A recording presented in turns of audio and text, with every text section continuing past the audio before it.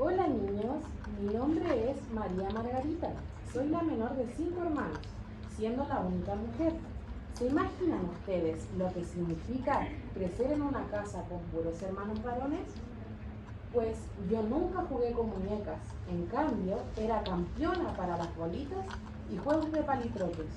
Andaba pata pelada todo el santo día, vivía con mis hermanos Mariano, Mirto, Manuel y Marcelino, y mi padre llamado Medardo, quien no podía caminar, ya que sufrió un accidente de trabajo que lo dejó paralítico de la cintura para abajo, por lo que ya no podía trabajar más y solo recibía una pensión por invalidez, que solamente nos alcanzaba apenas para comer. Vivíamos en las oficinas salitreras al norte de Chile. Cuando a la oficina llegaba una película, no podíamos ir todos al cine, porque en casa era muy escaso el dinero. Cuando tenía 10 años, a mi padre se le ocurrió la idea de realizar un concurso que consistía en mandarnos a todos al cine para luego contar la película en casa. El que mejor la contara iría cada vez que dieran una buena o una mexicana. La mexicana podría ser buena o mala, pero a mi padre eso no le importaba. A todos nos gustó la idea, todos nos sentíamos capaces de ganar, ya que anteriormente, cuando nuestro padre trabajaba, íbamos al cine y salíamos imitando a algunos artistas. El primero en ir fue Mariano y su narración fue un desastre, ya que no se le entendía nada cuando hablaba, pero las mímicas le salían genial. Después fue Mirto y su narración fue extraordinaria, ya que los sonidos le salían a la perfección. Lo único malo es que hablaba todo con garabatos. Manuel fue el tercero y la verdad es que no lo hacía mal, pero no le puso mucha atención a la película. El cuarto fue Marcelino y su narración no duró más de 5 minutos. Finalmente llegó mi turno y me tocó ir a ver a Ben-Hur, una película que duró 3 horas. Nunca imaginé que me gustaría tanto y de lo mucho que me emocionó. Llegué a casa con los ojos enrojecidos y mientras todos me esperaban expectantes, me bebí una taza de té en silencio y pasé adelante, sin que me tiritaran las piernas ni nada. Comencé mi narración. Entonces fue algo que se apoderó de mí. Mientras contaba la película, gesticulando, braceando y cambiando la voz, me iba como desdoblando, transformándome en cada uno de los personajes. Yo no estaba contando la película, yo la estaba actuando.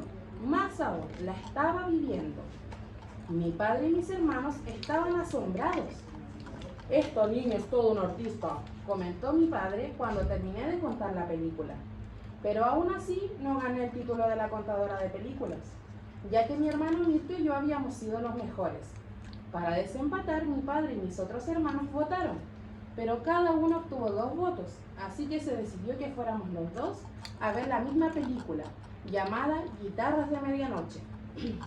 Mirto fue el primero en narrar la historia y lo hizo con la misma gracia que la vez anterior, pero al final gané yo, porque dentro de mi actuación canté las mismas canciones de la película. Todos se sorprendieron por lo bien que cantaba, en especial la canción Monedita de Oro, que era una de las favoritas de mi padre. Y así fue como me convertí oficialmente en la contadora de películas de la casa, y ya no salía con mis hermanos a jugar.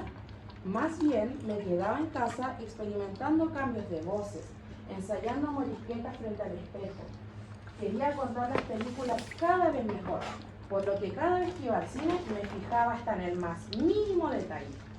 Después de un tiempo comencé a incorporar elementos hechos por mí misma para favorecer mis relatos y los guardaba en una caja. Yo tenía que utilizar toda la imaginación de la que era dueña, ya que muchas veces se cortaban las películas y se saltaban muchas escenas. A veces el operador ponía las cintas al revés y no se entendía la trama de la historia, pero para mí ese no era un problema, porque yo solo con mirar las fotos del cartel podía inventar una trama, imaginar toda una historia y pasarme mi propia película. Al poco tiempo, en el campamento, comenzaron a hablar de mí. Es la niña que cuenta películas, alcanzaba a oír. Así fue como me hice conocida y popular, por lo que comenzó a llegar mucha gente a escuchar mis relatos. Llegaban amigos de mis hermanos y de mi padre. Ya verán ustedes, compadres, que aunque sea en blanco y negro y a media pantalla, esta niñita parece que la contara en Tecnicolor y Cinemascope, ya lo verán. Al principio entraban todos gratis, hasta que un día uno de los invitados dijo que podríamos cobrar entradas, ya que lo que yo hacía era un espectáculo artístico con todas sus letras. Entonces decidimos no cobrar entradas, pero sí pedir una donación voluntaria. Acondicionamos la sala del living colocando todo lo que sirviera para sentarse. La sala se llenaba de niños y adultos. Todos se iban muy satisfechos. Incluso algunos que ya la habían visto decían que la película que yo había contado era mucho mejor. Me hice tan popular que decidí buscar un nombre artístico, pues todos los famosos usaban uno, pero tenía que ser uno que identificara mi talento, por lo que decidí llamarme Hada del Cine. Y fue así como me empezaron a llamar todos. Mi fama creció tanto que comenzaron a llamarme para contar películas a domicilio, sobre todo los empleados y comerciantes, que eran los más pudientes de la oficina. Doña Mercedes fue la primera en contratarme y quedó tan contenta con mi presentación que me dio más dinero de lo acordado, incluso algunas prendas de vestuario. Me pasó en algunas ocasiones que me pedían películas muy antiguas o que yo no había visto, pero con mi gran talento e imaginación armaba las películas y me decían que la mía era mucho mejor a la que habían visto. Así transcurrieron 2 meses hasta que mi padre falleció. Mientras contaba una película mexicana, eran sus favoritas. Esto nos causó un gran dolor y junto con esto mi hermano Mariano tuvo que entrar a trabajar para así poder quedarnos en la casa. Ya casi cumpliendo los 14 años, mi hermano Marcelino tuvo un accidente fatal, dejándome un gran dolor. Tiempo después, mi hermano Mirto, quien tenía 16 años, se fue a la ciudad de Coyhaique junto a una mujer de la que se enamoró. Se fue a más de 4.000 kilómetros al sur del país, sin avisarle a nadie.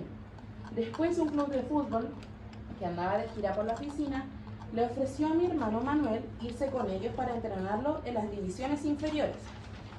Pero otra de las cosas más tristes fue que a Mariano, mi hermano mayor, se lo llevaron detenido.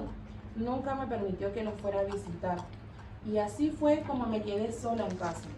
Para rematar, llegó el primer aparato de televisión a la oficina y se fue apoderando del campamento, tanto que ya nadie llegaba a la hora que yo contaba las películas, por lo que me puse a trabajar de empaquetadora en la pulpería. La mayoría tenía ya un televisor en sus casas.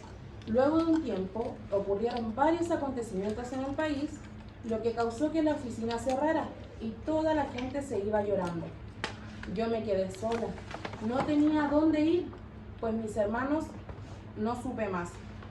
Creo que soy la única mujer que vive sola en un pueblo fantasma. Ahora me las oficio de guía, ofrezco folletos para los turistas y les doy un tour por el campamento. A veces les cuento que era famosa y me conocían como Hada del Cine, porque era la mejor contadora de películas.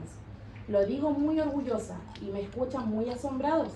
Por la tecnología que hay hoy en día, es increíble que existiera una contadora de películas. Cuando termina el tour, los veo irse igual como se fueron todos los habitantes de la oficina. Me subo entonces a la torre de la iglesia para contemplar la puesta de sol. Es como una vieja película repetida día tras día, a veces triste, a veces menos triste.